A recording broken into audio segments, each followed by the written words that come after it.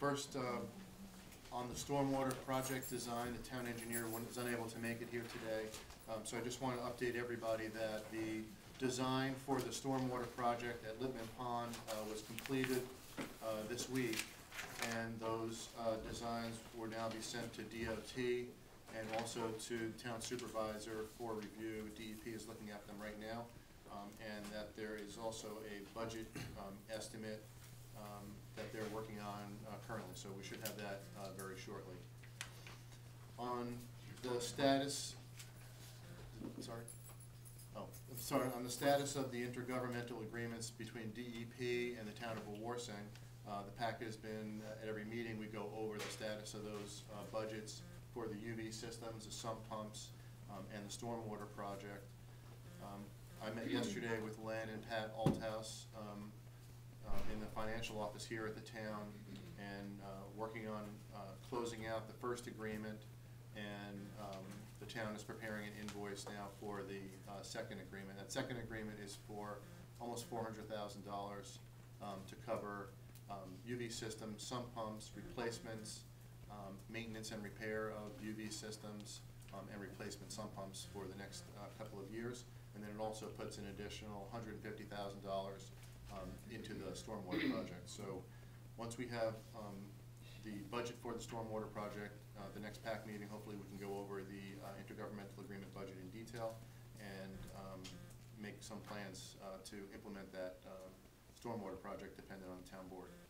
Laura? So is the 150 included in the 400,000, or is that going to be separate on its own? In addition to the 400,000, it'll be an addition of 150,000? No, that $400,000 second agreement includes that $150,000. For the stormwater? Yes.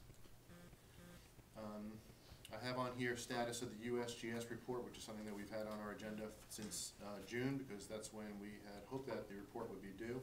But courtesy of an email that Michael Smith sent to Fred at the USGS, it looks like that report is, according to USGS, about 2 to 4 weeks away. So I guess we're talking about January before we all get to see that report.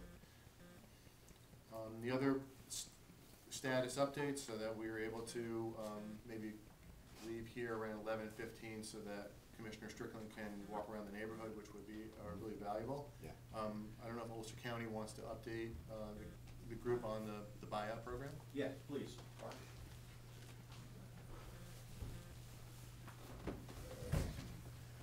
Good morning. I've had an opportunity to meet with many of you over the last couple of weeks. What we have done in the process, we've taken all of the applications that have been received, made appointments with you, going out, met with you at your homes, going over the applications to make sure that there are no misunderstandings, giving you an opportunity to ask whatever questions you may have, and we're now going to be in the process of ranking all of those applications. Some of the first groups that I met with, I had stated that there were 67 applications. I want to make a clarification. There was actually 68, and that's because the same family had stapled 2 applications together. So there's actually 68 applications. As I said, we'll be in the process of ranking those. We hope to have that done before the holidays, and then we'll move into the appraisal phase of this process. And as I had said to you, when we do the appraisals will be based on the current fair market value with an allowance for the seepage that you have. So it's as if you picked the house up, move it to an area that was unaffected. Okay, so that's the way the appraisal process will work. I think we should update them on what the status is with the application to the state as well, because we've had some changes to what we need to submit to the state with respect to our application. The State Division of Housing and Community Renewal has been a very good partner to us. We are the only applicant for these funds. The requirements that they've had in the initial round have been reduced to make it easier. We're in regular contact with them so that they know exactly what we have been doing. They know that we've been meeting with you folks. We anticipate that probably today, if not today, tomorrow, we'll have the final application from them. They're just simply asking for narrative information, they're asking for a proposed budget, they're asking for some definitions, seepage, aqueduct, those type of things.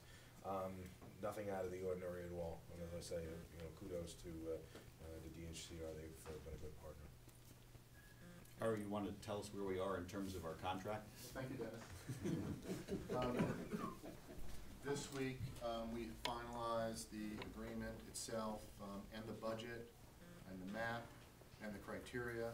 So, as far as the work that, Ulster County and DEP has to do on the agreement, that's been completed, and now the agreement will go through the approval process. I know, at least for DEP, that means going to the comptroller of the city of New York. Every contract that the agency signs goes through the comptroller registration process, so that's going to begin now. I don't know if Ulster County has an approval process with the legislature. We stand ready to go. Okay, so both sides will go through their standard approval processes, so hopefully that agreement will be in place by the time the appraisals are done and you all get to the offer stage and the closing stage. We should have everything in place by then. So thank you very much. Those are really just quick updates. I'd like to spend the bulk of the meeting meeting Commissioner Strickland, so it's my sincere pleasure to introduce Carl.